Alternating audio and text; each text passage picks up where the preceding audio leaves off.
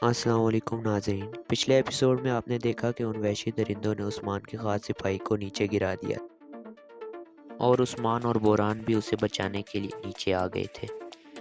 اس قصے کے آغاز میں آپ کو ایک دن پہلے کا منظر دکھایا جاتا ہے۔ یہ ینی شہر ہے۔ عثمان اور اس کا قبیلہ ینی شہر میں آباد ہو چکے تھے، جہاں عثمان اپنے کمرے میں اپنا لباس تبدیل کر رہا ہوتا ہے۔ دوسری طرف عثمان کی بیٹی بھاگتی ہوئی صحن میں جاتی ہے اور اپنے نانا شیخ ادب علی کا ہاتھ چومتی ہے۔ دوسری طرف کچھ گانا گانے والے بھی وہیں پر موجود ہوتے ہیں اور عثمان کی دونوں بیویاں بھی وہیں صحن پر موجود ہوتی ہیں۔ اور تو اور ترگت اور آق تیمور بھی عثمان صاحب کے نیچے آنے کا انتظار کر رہے ہوتے ہیں۔ پھر عثمان صاحب نیچے آ کر سب کو سلام کرتے ہیں، پھر جواباً سب وعلیکم السلام کہہ کر کھڑے ہو جاتے ہیں۔ پھر عثمان کہتا ہے کہ شکر ہے میرے رب کا جس نے ہمیں یہ دن دیکھنا نصیب فرمایا۔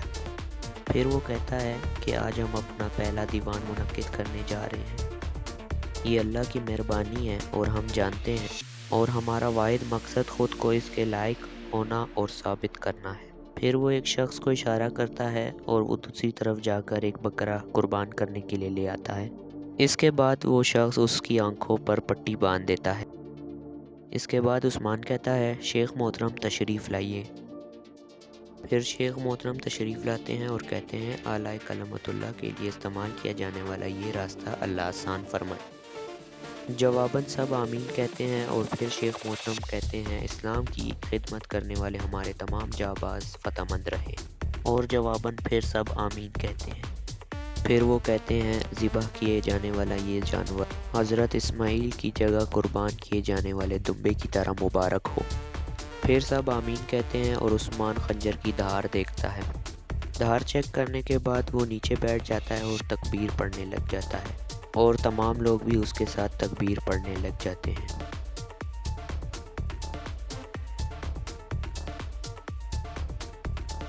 اس کے بعد وہ بڑی آسانی کے ساتھ بکرے کو ذبح کر دیتا ہے۔ پھر عثمان کھڑا ہو جاتا ہے اور کہتا ہے اللہ قبول فرمائے۔ اسی دوران یعنی شہر میں ڈھول بجنا شروع ہو جاتا ہے۔ دوسری طرف ایک شخص زور سے چلا رہا ہوتا ہے اے لوگو یہ بھائی اندر صاحب ہیں۔ اس کے بعد تمام لوگ اسے خوش آمدید کہتے ہیں۔ دوسری طرف ان کے ساتھ آنے والا یہ شخص کہتا ہے یہ ہے یعنی شہر۔ پھر بائندر صاحب ہاں کہتے ہیں اور کہتے ہیں وہ عثمان اب اس شہر سے دنیا پر حکمرانی کرے گا۔ پھر بائندر صاحب کے ساتھ آنے والا شخص کہتا ہے بائندر صاحب حسد نہ کریں۔ جواباً بائندر صاحب کہتے ہیں کس نے کہا کہ میں حسد کر رہا ہوں۔ پھر وہ کہتا ہے اسے بڑھنے دو، جیسے جیسے وہ بڑھے گا ہمارے صندوق بھر جائیں گے، ہم شریف آدمی ہوں گے۔ اگر ہم عثمان صاحب کا ساتھ نہیں دیں گے تو کس کا ساتھ دیں گے؟ آپ عثمان صاحب کو جو کچھ بھی دیں گے آپ کو واپس مل جائے گا۔ پھر بائندر صاحب کے ساتھ آنے والا شخص کہتا ہے ہم نے ہمیشہ اس کا ساتھ دیا ہے۔ پھر وہ کہتا ہے انشاءاللہ ہمیں انعام ضرور ملے گا۔ تو بائندر صاحب کہتے ہیں ضرور ملے گا، آئیے عثمان صاحب کا ساتھ دیں، اگر ہمیں انعام نہیں ملا تو یہ اس کی غلطی ہے۔ تو دوسرا شخص کہتا ہے تم صحیح کہتے ہو۔ اس کے بعد پھر وہ آگے بڑھ جاتے ہیں۔ دوسری طرف ایک شخص کہہ رہا ہوتا ہے یہاں تک کہ اناگول جہاں ہم جانور پالتے تھے آج ہماری ملکیت ہے۔ پھر وہ کہتا ہے کیا ہم جو بھی بوتے ہیں وہ آخرکار پھل دے گا؟ دوسرا شخص کہتا ہے شاہین صاحب دے گا، میرا ڈر یہی ہے کہ پھلوں کو پختگی تک پہنچنے سے پہلے ہی توڑ دیا جائے۔ پھر پیچھے سے بائندر صاحب یہ سننے کے بعد کہتے ہیں کون سا درخت کون سا پھل حضرات؟ یہ کہنے کے بعد وہ کہتے ہیں پھل جمع کیے گئے درخت لاکھ بن گئے اور درخت بحری جہاز بن گئے۔ اس کے بعد وہ کہتے ہیں کہ ہم کافروں کو شکست دیں گے، اگر کپتان ہمارے عثمان صاحب ہیں تو فکر نہ کیجیے۔ دوسری طرف عثمان نماز پڑھ رہا ہوتا ہے اور پھر دعا کے لیے ہاتھ اٹھاتا ہے اور کہتا ہے اے دو جہانوں کے مالک جو آپ دیتے ہیں وہ آپ کی طرف سے۔ پھر وہ کہتا ہے یہ زمین جن کا آپ نے مجھے امانت دار بنایا، میری خواہش ہے کہ آپ ان زمینوں کو صحیح سے ترقی دیں اور ترقی دیں، آمین۔ اس کے بعد عثمان جرگے میں داخل ہو جاتا ہے۔ اس کے بعد وہ سب کو سلام کرتا ہے اور نیچے بیٹھ جاتا ہے۔ پھر وہ کہتا ہے کسی بھی مسئلے پر اچانک بلائے جانے والے جرگوں کا وقت تمام ہوا۔ زمانہ نیا ہے تو اب نظام بھی نیا ہوگا۔ پھر وہ کہتا ہے ہمیں فتح کی نئی جدوجہد کی ذمہ داری سونپنے والے اللہ تعالیٰ کے 99 ناموں سے اپنے پہلے جرگے کا آغاز کرتا ہوں۔ پھر وہ بسم اللہ پڑھتا ہے اور کہتا ہے صورتحال سے آگاہ کیا جائے۔ پھر آق تیمور کہتا ہے ہجرت کر کے آنے والے فوج در فوج آ رہے ہیں، ہم ان کی رہائش کا بندوبست کر رہے ہیں۔ یہ کہنے کے بعد ترگت کہتا ہے اگر ہجرت کر کے آنے والوں کا یہی حال رہا تو ہم جنگ کے وقت ان کو ہتھیار فراہم نہیں کر پائیں گے۔ پھر عثمان کہتا ہے ماشاءاللہ۔ پھر وہ کہتا ہے بلوط والے علاقے میں لاہوروں کے لیے ضروری انتظامات کا بندوبست کیا جائے۔ پھر وہ بھائیندر صاحب سے کہتا ہے بتائیں کیا صورتحال ہے۔ پھر بھائیندر صاحب کہتے ہیں شکر ہے عثمان صاحب ہتھیار بڑی تعداد میں موجود ہیں۔ پھر عثمان صاحب کہتے ہیں اچھا اور سیاہ درخت والوں کی کیا صورتحال ہے۔ یہ کہنے کے بعد بھائیندر صاحب کے ساتھ آنے والا شخص انہیں غور سے دیکھتا ہے۔ ناظرین اصل میں ان کا نام اوکتم صاحب ہے۔ پھر عثمان کہتا ہے اوکتم صاحب صورتحال سے آگاہ فرمائیے۔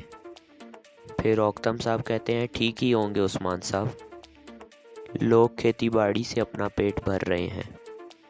پھر عثمان کہتا ہے نہیں، سیاہ درخت والے بہت اہم ہیں کیونکہ وہ کافروں کے پڑوسی ہیں اور مرمرہ کے علاقے کو کنٹرول کرنے والے مقام پر ہیں۔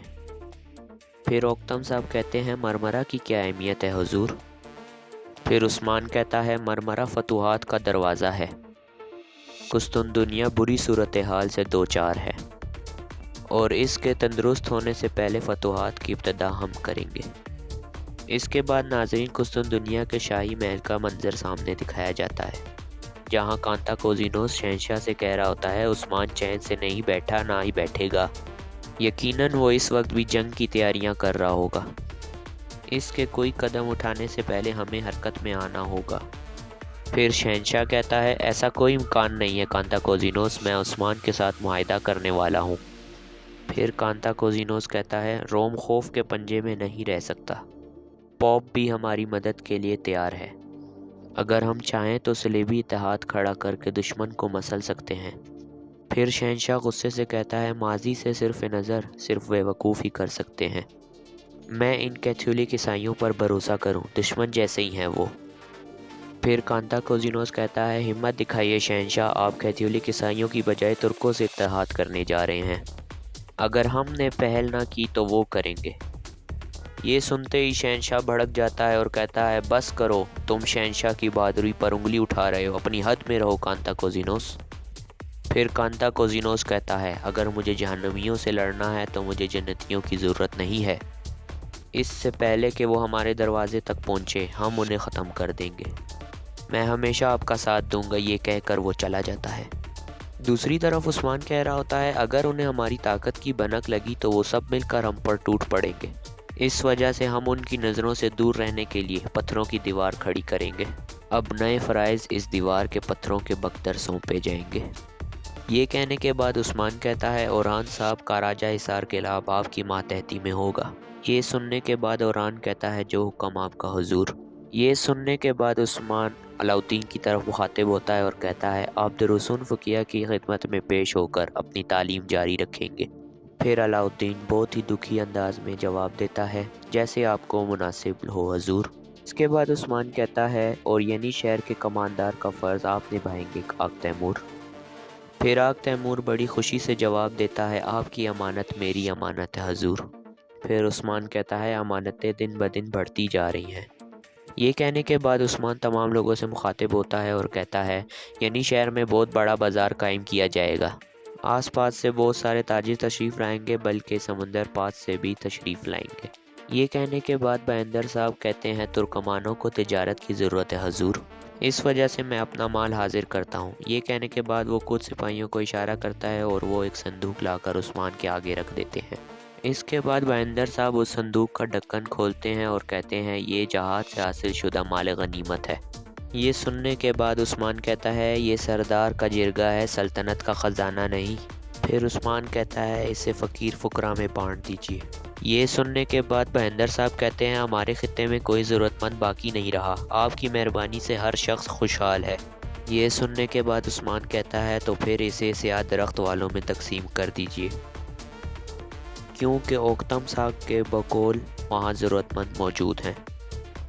پھر بھائندر صاحب کہتے ہیں سردار کی چاہت حکم کا درجہ رکھتی ہے، آپ نے تقسیم کا کہا، تقسیم کیا، آپ فتح کی بات کریں گے، ہم آپ کے ساتھ کھڑے ہوں گے۔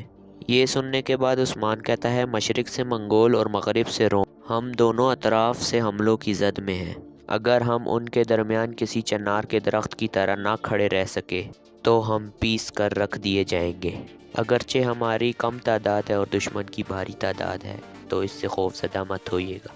یہ چنار کا ایسا درخت ہے کہ ہر گزرتے دن کے ساتھ پھل پھول رہا ہے، مظلوم اس کے سائے میں عافیت محسوس کرتے ہیں اور یقیناً اس کو کاٹنے کی کوشش کرنے والے بھی موجود ہوں گے، اس وجہ سے اگر ہم متحد نہ ہوئے اور مل کر دشمن کی جانب نہ بڑھے تو ہم ظالموں کے سائے میں محبوس ہو جائیں گے۔ پھر عثمان کہتا ہے کہ ہمارے اسلام کا پرچم ساری دنیا میں پھڑپھڑانے لگے گا۔ پھر سب کہتے ہیں بالکل حضور ایسا ہی ہوگا۔ یہ سننے کے بعد بھائندر صاحب کہتے ہیں آپ کے لہرائے گئے پرچم کے خلاف چلنے والی ہوا برباد ہو جائے گی عثمان صاحب۔ پھر اسی دوران ایک شخص اندر آنے کی اجازت مانگتا ہے اور پھر وہ ایک خط لے کر عثمان صاحب کے پاس آ جاتا ہے اور یہاں اس قسط کا اختتام ہو جاتا ہے۔